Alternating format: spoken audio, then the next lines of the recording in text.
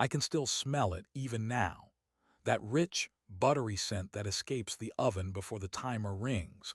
The swirl of cinnamon carried upward in a thin, invisible ribbon. The golden heat spilling out into my kitchen, clinging to my sweater like a secret I get to keep. It's the smell that's been with me for 30 Thanksgivings in a row. And if you're still here with me by the end of this story, maybe you'll understand why losing that smell, just once, felt like losing part of my family.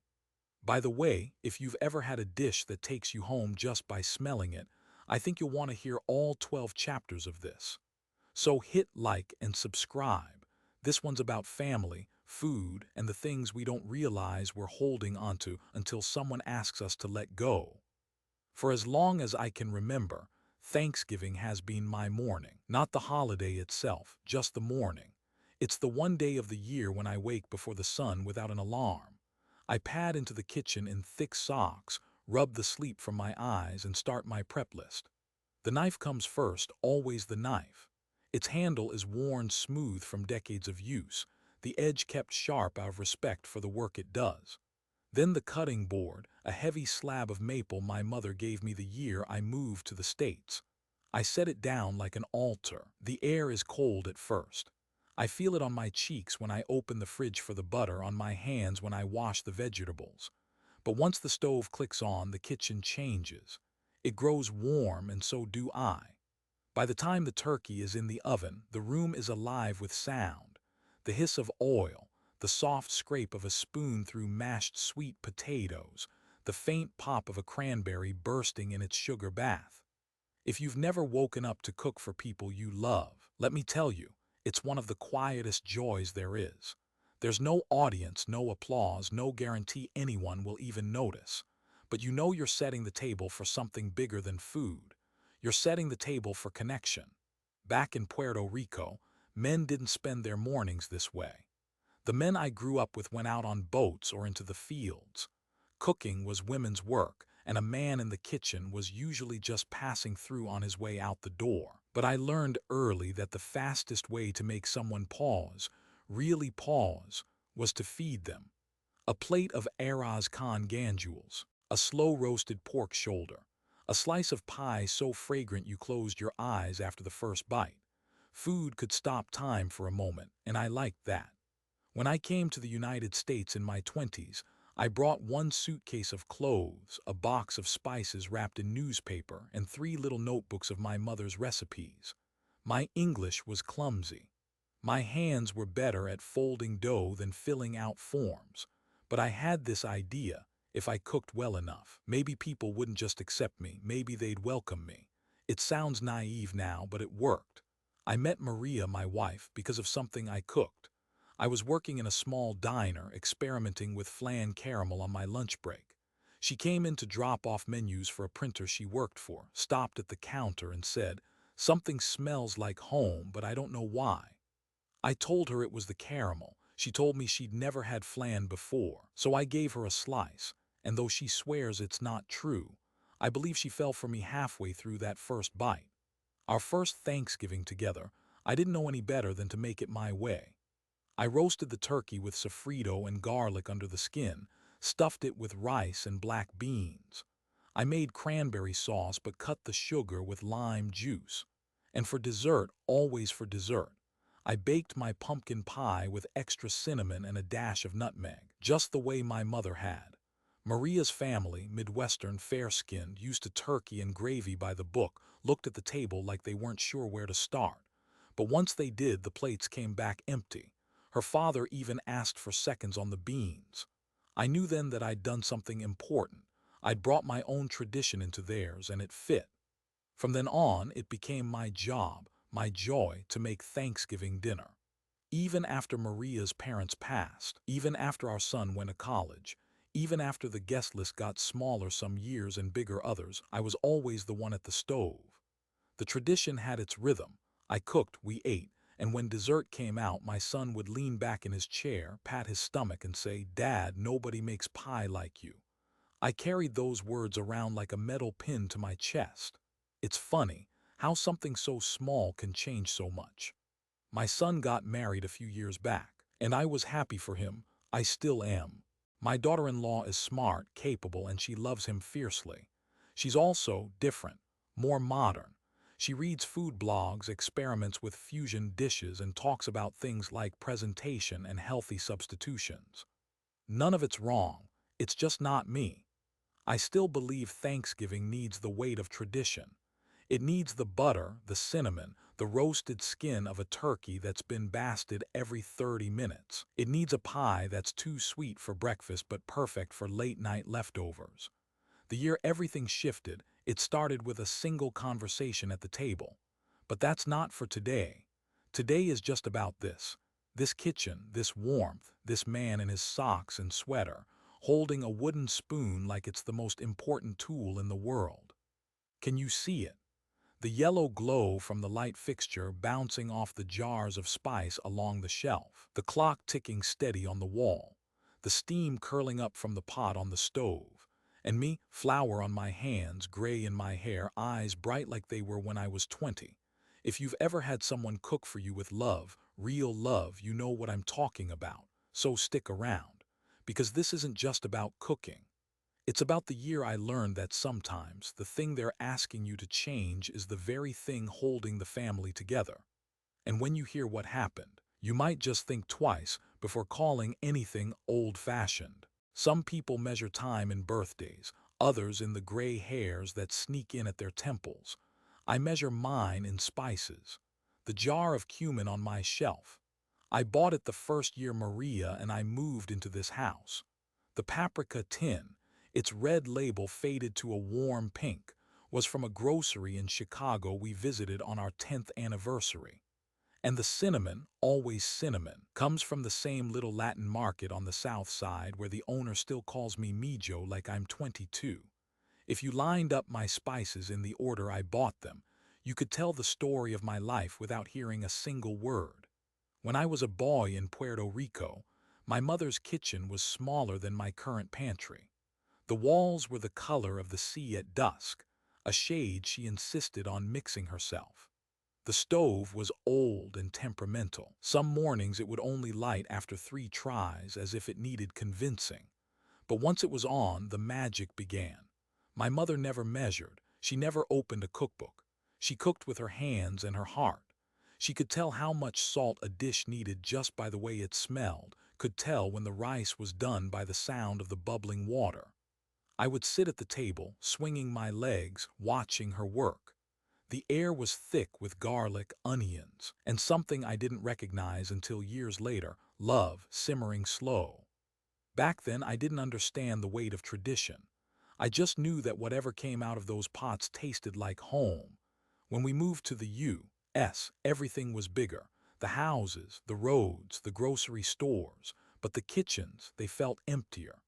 The shelves were lined with bright boxes and cans, but the spices were tucked away in tiny glass jars that all looked the same. No smell until you opened them.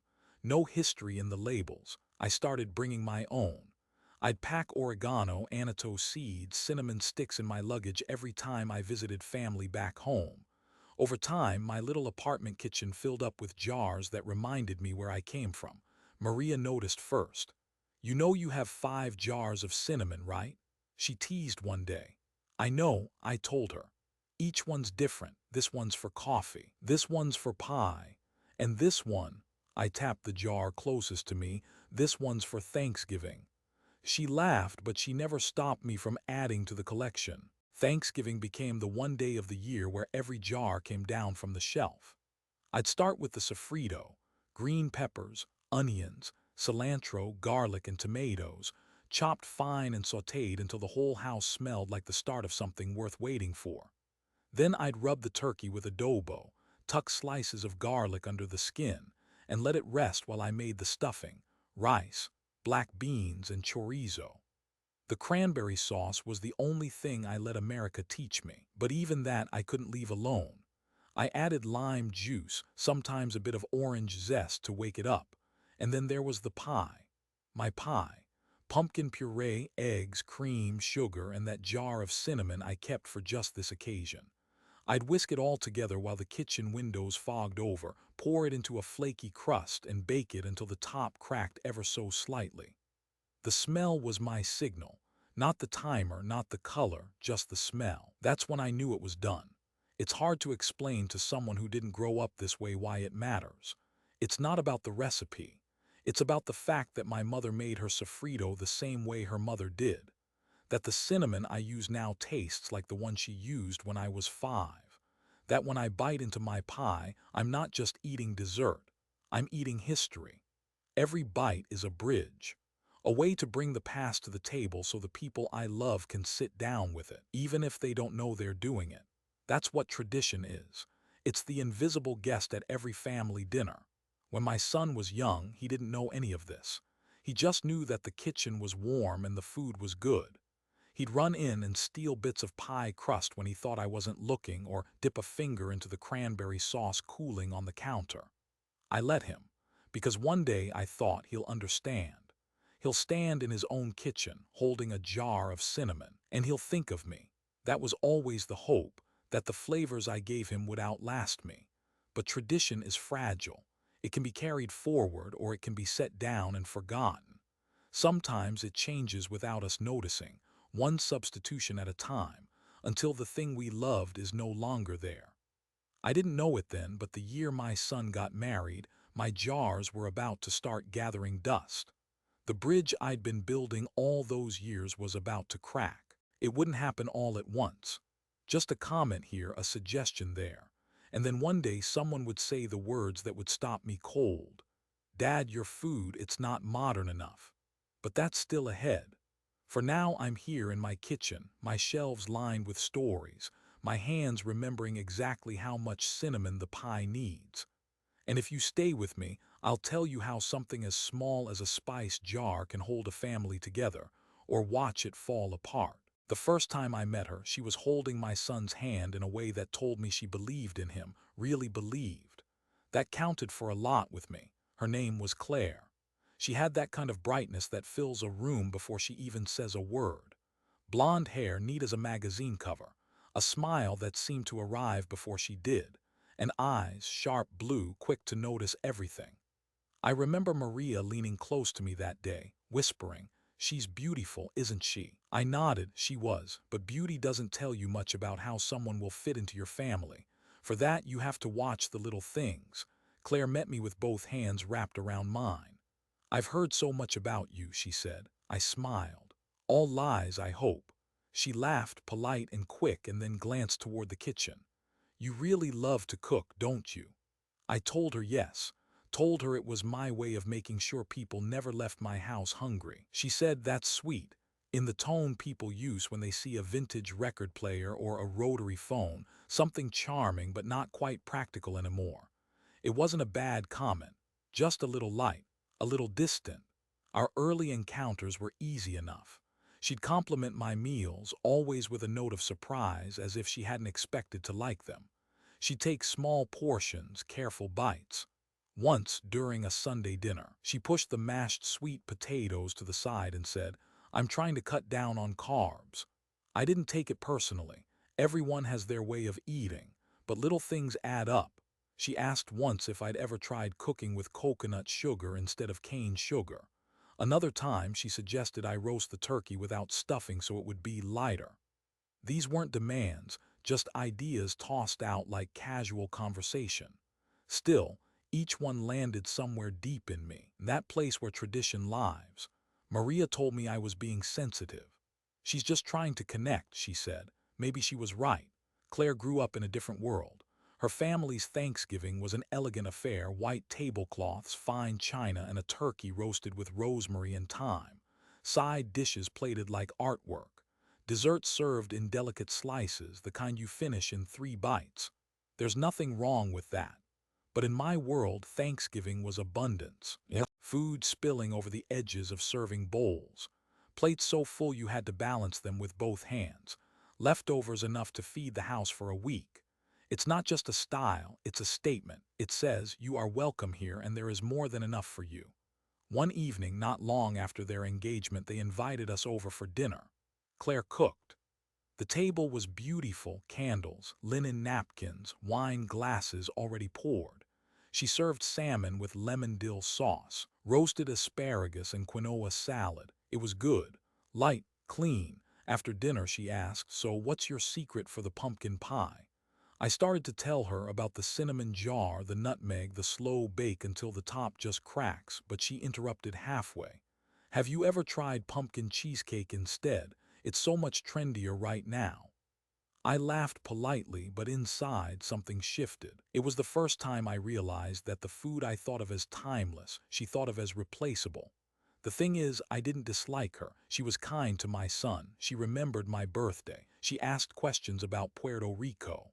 But there was a gap between us, one that wasn't about manners or kindness. It was about taste, not just in flavor, but in values. For me, food was memory. For her, food was style. That difference didn't seem dangerous at first, but looking back, it was the crack in the wall.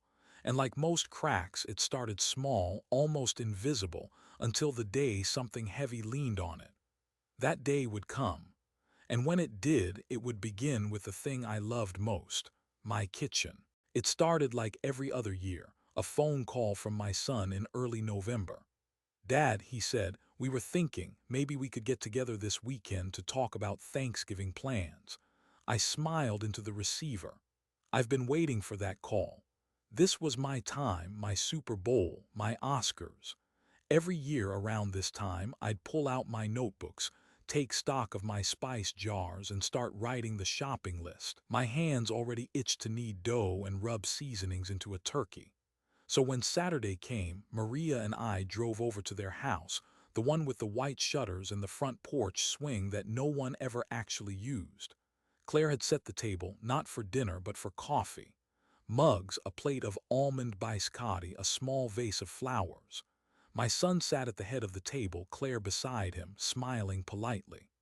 "Dad, Mom," he began, really excited about hosting this year again. I nodded. They'd hosted the past 2 years, but I still cooked most of the food. It was a good arrangement. Claire leaned forward, her hands clasped around her mug. "We were thinking," she said, "maybe this year we could do something a little different." Different. That word can mean adventure, or it can mean goodbye. She pulled a printed menu from under her coffee cup. "What if we tried a more modern take on Thanksgiving? You know, fresh, lighter dishes. A little more Instagram-worthy." I scanned the list. Roasted turkey breast instead of a whole bird, quinoa and kale salad, maple glazed carrots, pumpkin cheesecake. I searched for my stuffing, my rice and beans, my pie. They weren't there. "Looks nice," I said slowly. "But no pumpkin pie." Claire tilted her head. "We thought cheesecake might be more exciting, and maybe healthier too." Healthier, that word too, can be a blessing or a curse. My son jumped in. "Dad, your food is amazing, everyone knows that, but maybe we could switch it up a bit, just for fun, try something new." I nodded, but my chest felt tight. For 30 years, I'd been the keeper of Thanksgiving in our family. Not because anyone told me to, but because that was how I showed love. I didn't just feed them, I gave them a piece of where I came from. "Of course," I said finally, forcing a smile. "It's your house, your menu." But in my head, I could already smell the pie that wouldn't be there. Maria squeezed my knee under the table. "We can still bring something, right?" she asked. "Of course," Claire said. "Maybe a bottle of wine or your cranberry sauce, but without the extra sugar this time." I laughed softly, but it didn't reach my eyes. The meeting ended with hugs and promises, but as we walked to the car, I felt the November air colder than it had been going in. In the driver's seat, Maria looked at me. "You okay?" "Yeah," I said. "It's just different this year." I didn't tell her that in my mind I saw an empty space on their dining table, a space where the pie should have been. And for the first time, I wondered if anyone would miss it. It happened 3 days after the planning meeting. I was in my kitchen, peeling sweet potatoes, the radio playing low when the phone rang. "Hey, Dad," my son's voice came through, warm but hesitant. That hesitation was my first warning. "What's up?" I asked, wiping my hands on a towel. So Claire and I were talking again about Thanksgiving. Here it comes, I thought. Yeah, there was a pause long enough for me to hear the hum of the fridge. Then he said it. "Dad, I think maybe your food, it's not really modern enough for Thanksgiving anymore." I froze. The peeler in my hand suddenly felt heavy. "Not modern enough." I repeated, not angry yet, just trying to understand. It's not that it's bad, he said quickly. It's great, it's amazing, but Claire feels, well, we both feel, that Latino food doesn't exactly fit the American holiday vibe. American holiday vibe. The words sank into me like stones into a pond, rippling outward, disturbing everything they touched. I wanted to laugh it off, to say something like, "Son, I've been making this meal since before you were born." But the words stuck in my throat, because it wasn't just about food. It was about 30 years of roasting, stirring, seasoning, 30 years of making sure my family sat down to a table that felt like home. And now, my own son was telling me that home didn't fit. "Dad," he asked when I didn't answer right away. "I hear you," I said finally, my voice lower than before. "If you want something different, I'll step back." There was relief in his exhale. "Thanks, Dad, I knew you'd understand." Understand, I didn't, not really. After we hung up, I stood there for a long time, staring at the sweet potatoes on the counter. They looked the same as they always had, orange, solid, waiting to be transformed. But I wasn't sure I could do it, not this year. I thought about my mother's kitchen, the way her food carried our family's story across oceans. I thought about my son at 10 years old, stealing bits of pie crust when he thought I wasn't looking. I thought about every Thanksgiving where he'd told me, "Nobody makes pie like you." And now, all of that was, what? Outdated, unfit for the vibe. Maria came in from the garden carrying a basket of herbs. "Who was that?" she asked. "Our son," I said. "They're changing the menu again." She set the basket down slowly. "Changing how?" I told her, word for word. She didn't say anything for a moment, then softly, "That's hurtful." I nodded, but I didn't tell her how deep it went, because what I felt wasn't just hurt. It was something colder, a tiny crack in a wall I'd spent decades building. And cracks, well, they don't stay small for long. Sleep didn't come easy that week. Every time I closed my eyes, I saw two things: my mother's kitchen and my son's face as he told me my food didn't fit. They didn't belong in the same frame. One was warm, steady, and filled with the scent of cinnamon. The other was polite, but edged with something sharp I didn't want to name. The night before Thanksgiving, I lay in bed staring at the ceiling. The house was quiet, Maria beside me breathing slow and even, but my mind was loud. I kept replaying the phone call in my head, the way he'd said modern like it was a verdict, the way American holiday vibe seemed to erase the decades of meals I'd served, the bridge I thought I'd built between where I came from and where we are now. Tradition, I thought, isn't a thing you keep in a jar. It lives in people. And if the people stop wanting it, does it still exist? At 2 a.m., I gave up on sleep and went to the kitchen. I didn't turn on the big light, just the one over the stove. The counters looked almost silver in the dim glow. I pulled out the ingredients for my pie anyway: pumpkin puree, eggs, sugar, cream, the jar of cinnamon I kept for this day. My hands moved out of habit. Crack the eggs, measure the sugar, whisk until smooth. The motions were muscle memory, older than some of the scars on my hands. But as I worked, I realized I was making it for me, not for them. I thought about the first Thanksgiving after my father died. My mother still cooked, even though her heart wasn't in it. She told me later, "Mijo, I had to. If I stopped, it would feel like we lost him twice." I understood her now. Cooking wasn't just about the people who ate the food, it was about the person who made it too. But this year, something felt different, like I was standing at the edge of a river, and the current was pulling the other way. By 4 a.m., the pie was cooling on the counter. I sat at the table with a cup of coffee, watching the steam rise from the crust. Maria came in, her robe wrapped tight. "You're up early," she said. "Couldn't sleep." She looked at the pie, then at me. "You're still bringing it tomorrow, right?" I hesitated. "I don't know." She frowned. "Why not?" "They don't want it." "That's not true." "It is," I said quietly. "Maybe not in words, but it is." We didn't argue. Maria just poured herself coffee and sat across from me. We drank in silence, the pie between us like a question neither of us could answer. I thought about bringing it anyway, about putting it on their table, watching someone, maybe my granddaughter, take the first bite and smile. But I also thought about what it would feel like if no one touched it. Sometimes it's not the outright rejection that hurts. It's the absence of what used to be there. When the sun came up, the pie was still sitting there. I wrapped it in foil, put it in the fridge, and told myself I'd decide later. But deep down, I think I already knew. Thanksgiving morning broke cold and bright. The kind of day where the sun is sharp but the air still bites at your skin. I stood at the kitchen window with my coffee, watching the frost cling to the grass. On the counter behind me, the pie sat under its foil, waiting.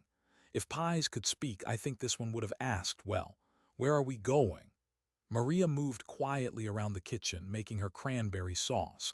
The one dish Claire had agreed we could bring, with less sugar, please. I'd already decided I wouldn't say a word about the pie. If I left it there, maybe she wouldn't notice until later when we got back. Maybe that was easier, but the truth is it wasn't easier. Every time I glanced at it, I felt a tug. 30 years of tradition condensed into a single dessert asking to come along. At 9 o'clock, Maria set the sauce to cool and said, "We should leave in an hour." I nodded. "I'll get the wine." I went to the pantry, pulled down the bottle I'd bought, a nice one, something my son liked, and set it next to the cranberry sauce. The pie stayed where it was.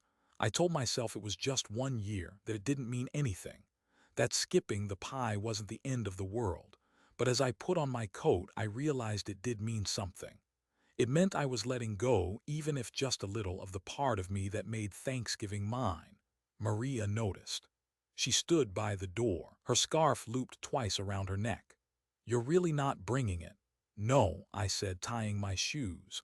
"They've got dessert covered." She opened her mouth, then closed it again. Maybe she knew this wasn't a debate I wanted to have. We drove in near silence.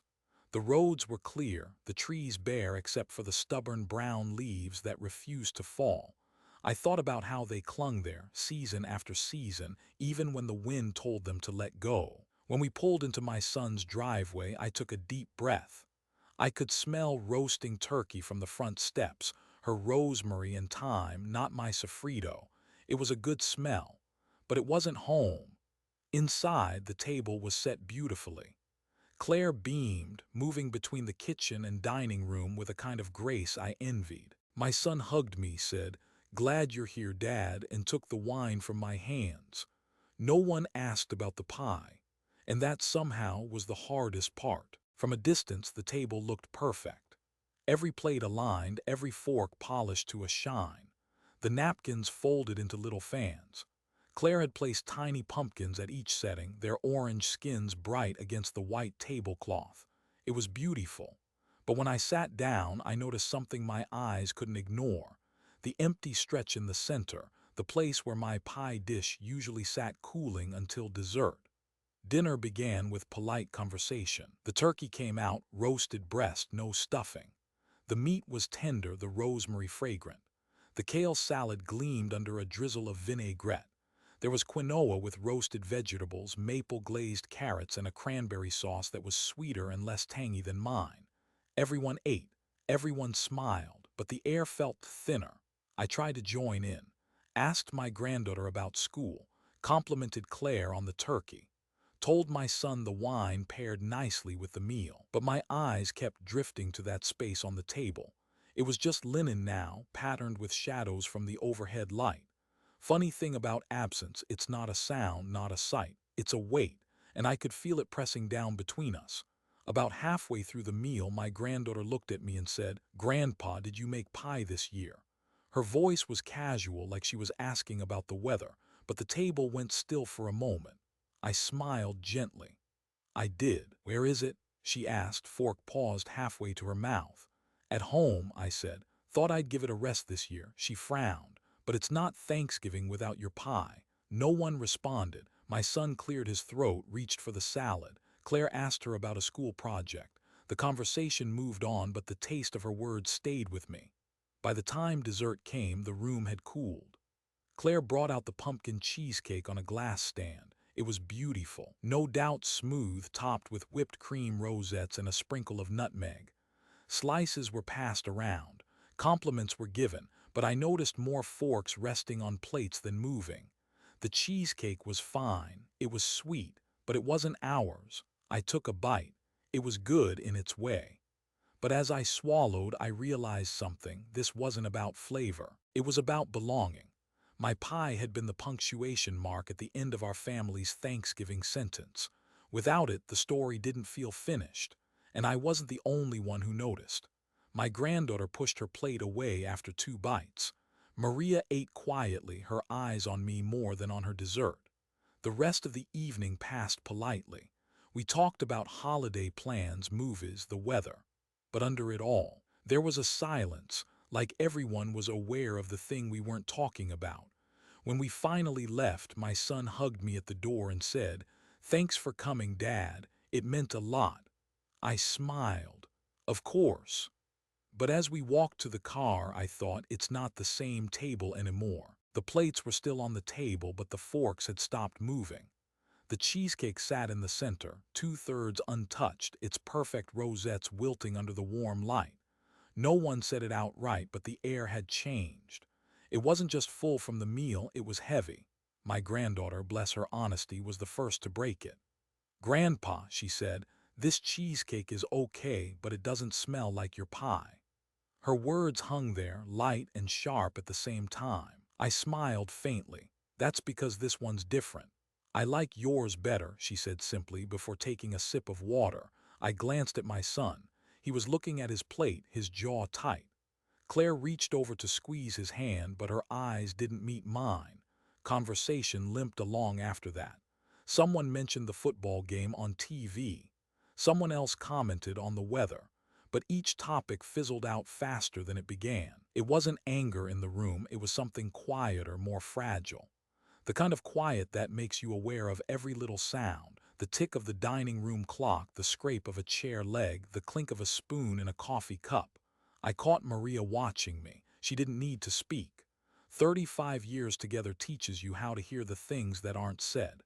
Her look said, "They feel it too." And she was right.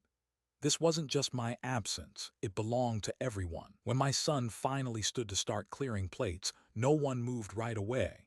We just sat there, like leaving the table too soon might make the hollowness more obvious. It reminded me of a year long ago when my father couldn't make it home for Christmas. We still had the tree, the lights, the food, but the chair at the head of the table was empty. We all felt it, even if no one dared to name it. That's what this was. Not a missing dessert, a missing anchor. As we gathered our coats to leave, my granddaughter tugged at my sleeve. "Will you make the pie next year?" she whispered. I bent down so only she could hear me. "We'll see, Mija." She frowned at my answer. I didn't tell her it wasn't about recipes or ovens or spices. It was about whether the people at that table wanted the part of me that came with the pie. The ride home was quiet. Maria rested her hand on mine as I drove. The headlights stretched out ahead of us, carving a path through the dark. Somewhere behind us, in my son's kitchen, a cheesecake sat half-eaten on a glass stand. And I wondered if anyone there was thinking about the pie that never came. I hadn't planned on staying long the next day. Maria wanted to drop off some leftovers for my mother, who lived in a small apartment about 15 minutes from us. She was 91 now, her hair silver as frost, her body frail but her mind still sharp. When she opened the door, she smiled wide. "Me, Joe," she said, pulling me into the kind of hug that feels like a prayer. We sat in her tiny kitchen, the kind with one window over the sink and linoleum that had long since lost its shine. Maria unpacked the containers of turkey, vegetables, and cheesecake. "Cheesecake?" my mother asked, lifting the lid on the last container. I nodded. "From Thanksgiving dinner." Her smile faltered. "And the pie?" I hesitated. "I didn't bring it this year." She set the lid down slowly, her hands trembling just enough for me to notice. "Why not?" I shrugged, trying to make it sound light. They wanted something different, more modern. Her eyes softened in a way that told me she understood more than I wanted her to. "And you agreed." "I didn't want to cause trouble," I said. She nodded, but she didn't look away. "You know, your father never cooked, but he loved your pie. He used to say it was the only thing that could make November in this cold country feel like home." Her voice caught, just barely. "And for me, Mijo, it's the one thing that makes me feel like I still have my boy." It hit me then. This wasn't just about me and my son. It wasn't even just about food. It was about the thread that ran from my mother's kitchen in Puerto Rico through my own hands into the lives of the people I loved. A thread that, if cut, wouldn't grow back. I reached across the table and took her hand. "I made the pie," I said quietly. "It's in my fridge." Tears filled her eyes, and she squeezed my fingers. "Next year," she whispered, "don't leave it behind." We sat there for a while, the three of us not saying much. Maria poured coffee. My mother took a small forkful of cheesecake, set it down, and pushed the container away.